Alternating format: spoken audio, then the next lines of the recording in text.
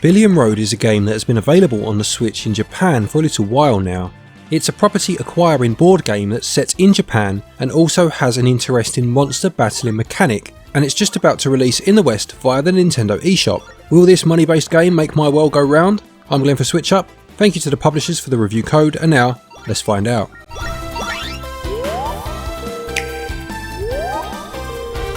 The game takes place on a large map of Japan. The aim is to end the game with the most money and or the most assets, and there are lots of ways to boost up the money you have. Each player starts with a few million yen and the game begins. The length of time the game lasts for depends on which game mode you choose, and we'll cover these later, but it will be a set amount of years, and each in-game month constitutes every player taking one turn each. Unlike a game such as Monopoly, where you are making your way on a set path around the board, in Billion Road you are free to travel as you wish along the various paths. You are of course dictated to by the numbers you roll on the die, and can then move that number of squares in whichever direction you choose. Moving around the board will see you landing on a variety of squares, each with their own meaning. Firstly, there are the various Japanese cities that you could land on, and doing so will give you the opportunity to purchase any of the businesses available in that city. The screen will show you the amount it will cost to purchase each business, the percentage of the business you are acquiring, and the profit this will net you at the end of each financial year, which happens after the 12th in-game month. There are also squares that will net you items, such as the ability for everyone's money to be added together and averaged out among players, shops in which you can purchase such items, squares which will add money or take money away from your total, or squares that will grant you a monster friend. We'll touch on these in more detail soon. In order to give the game some direction, a goal is chosen by the host, and it's up to the players to reach this goal. The number of squares that you must traverse to get to the goal is displayed for each player, and the first player to get there will receive a huge cash bonus. The host will then select another goal and the chase begins again. Not only does the first to reach the goal get the cash bonus, but a monster called a follower will also be released onto the board. There are friendly and non-friendly followers. If a friendly one is summoned, it will attach itself to the person who reached the goal and cause good things to happen to that player each turn. When a non-friendly one is summoned, it attaches itself to whichever player was furthest away from the goal at the time it was reached, and will cause all sorts of issues such as stealing money or items from that player each turn.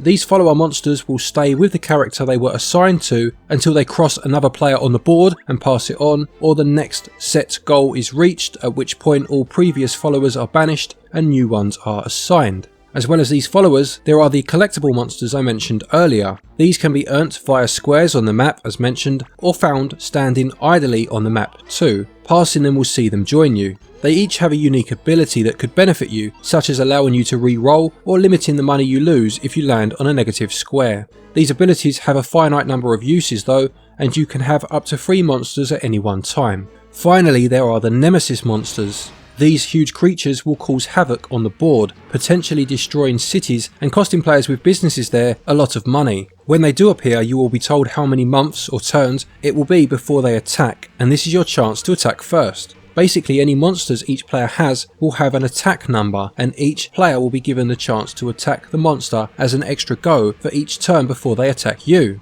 The crux is that sending your monster to fight will mean that they are unavailable for their abilities to be used, which may be detrimental to your efforts on the board. Do you attack the monster for the greater good, or continue as you are and attempt to get an advantage? That's up to the individual player. If you manage to purchase every business within a city, you will create a monopoly within that city and double your profits. As mentioned earlier, these profits are given out at the end of the financial year, and there are also bonuses available at this time for the player who did the most damage to a monster as well as for others. If you lose all of your money and go into the red, then you will be forced to sell any properties that you own at that point. At times a place called Monster Island will become available, and if you are able to get to the entrance, you'll be transported there. If you do get there, you'll find opportunities to earn money and befriend powerful monsters here, which you can then take back with you onto the game board. There are a few minigames activated at times as well. Nothing too spectacular, but they may see you needing to furiously tap a button to see your business move up the trending chart, or roll a die for a trick or treat bonus at Halloween. Father Christmas even makes an appearance at one point and gives a present to the most deserving player.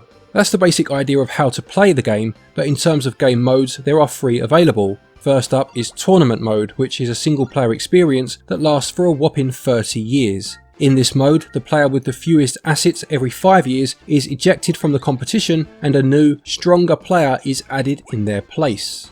There are a number of in-game achievements or accomplishments to try and get within this mode as well. Next up is the multiplayer mode, which I played through with my wife and daughter, and you can add extra computer controlled players too, should you wish. This lasts for just 3 years or 36 turns each, so is a much quicker experience. You can use a single Joy-Con to maximise the number of controllers you have, or even just play on one controller and pass it along. Finally, there is the free play mode, where you can customise the rules of the game and set how long it will last for. In any of these modes you can save your game and return to it at a later time.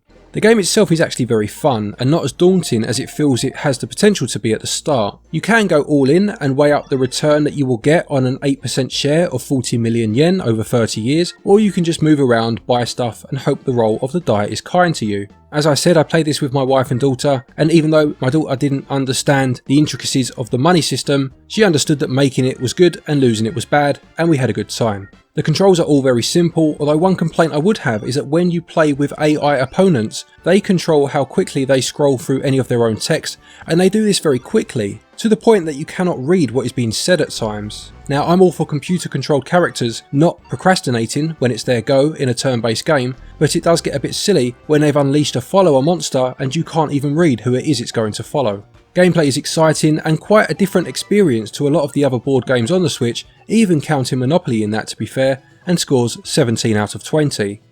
Controls are simple and the amount of controller options is pleasing, and they also score 17 out of 20. In terms of the visuals, Billion Road most certainly exudes a lot of charm. From going back to the studio for updates, the landmarks on the map of Japan, and the appearance of the giant nemesis monsters, everything is handled very well. The board is colourful and full of character, as are the various monster types, plus you can customise and save your avatar for future use. The cutscenes are not too often that they become intrusive to the gameplay. In fact, they do add to the experience, although you can turn off or speed up some of them in the options screen. Music is suitably cheery and upbeat, and just gives the game the feel-good factor that you would want and expect from a game to be enjoyed with the family. When it comes to playing in handheld mode, everything runs well and the text is of a good size. If anything, actually the colourful nature of the game means it really stands out on the small screen and looks quite lovely. Visuals, whilst not groundbreaking, are pleasant and appropriate and score 16 out of 20. The same could very much be said for the audio, which in turn also scores 16 out of 20. Billion Road costs £35.99, €39.99 or $39.99, and whilst the fun factor and production values certainly lend themselves to a higher price point, this may well be the sticking point for some people. I like that the single player mode has the elimination spin to try and add to its longevity, plus the local multiplayer is a lot of fun, but this is still fairly expensive in all honesty. I think this section very much depends on how much of a family event games like this become in your respective households. Plus, I don't believe there are plans for a physical version in the West. It did get one in Japan, which, if that is the case, is unfortunate. I think on balance, value scores 14 out of 20. To conclude, Billion Road is a fun and fairly unique digital board game with a good single player campaign and a fun multiplayer experience.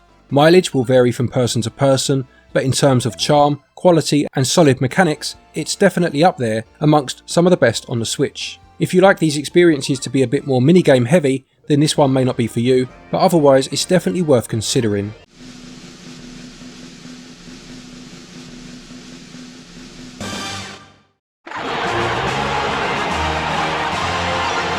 Billion Road gets a SwitchUp score of 80%. Many thanks as always everybody for watching. I hope you enjoyed this video. Please do remember to leave a like if you did. A quick thank you to our Patreons as always for your continued support, and to each and every one of you for watching our videos. I hope wherever you are all okay and continue to stay safe. Take care, and as always, happy gaming.